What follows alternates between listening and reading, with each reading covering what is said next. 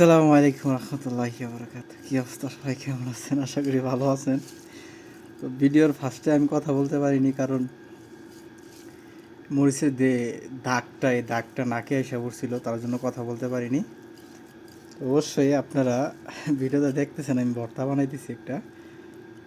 তো এটা কার কার ফেভারেট ভর্তা আমাকে অবশ্যই জানাবেন।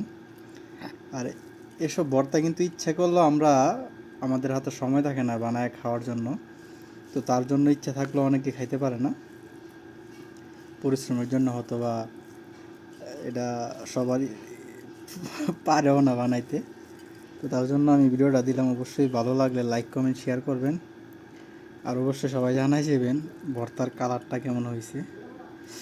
আমার তো এখন জিভে পানি এসে পড়ছে। আল্লাহু আকবার। এসব ভর্তা দেওয়া সবচেয়ে বেশি খাওয়াইতে যখন গ্রামে যাইতাম, তখন ওই মামারা চাচারা যখন বৈশাখ মাসে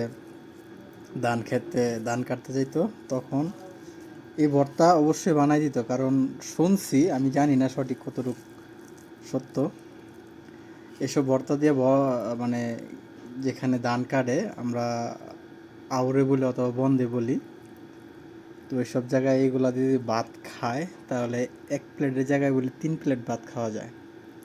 মানে এতই মজা লাগে, মানে আউটসাইডে এই ভর্তা দিয়ে ভাত খাইলে। তো অবশ্যই আমার কিন্তু খুবই ভালো লাগতেছে হাতায়ও এমন ভর্তাটা বানায়ও। তো অবশ্যই কার কার জিভে পানি আসছে সত্যি করে কইবেন এই ভর্তাটা দেখা। অবশ্যই আমার কমেন্ট বক্সে জানাই যাবেন। যদি না জানায় যান, তো অবশ্যই এই ভর্তা খাওয়ার সৌভাগ্য আর আপনার হবে না। আসসালামু আলাইকুম রহমতুল্লাহ, ভালো থাকবেন সবাই।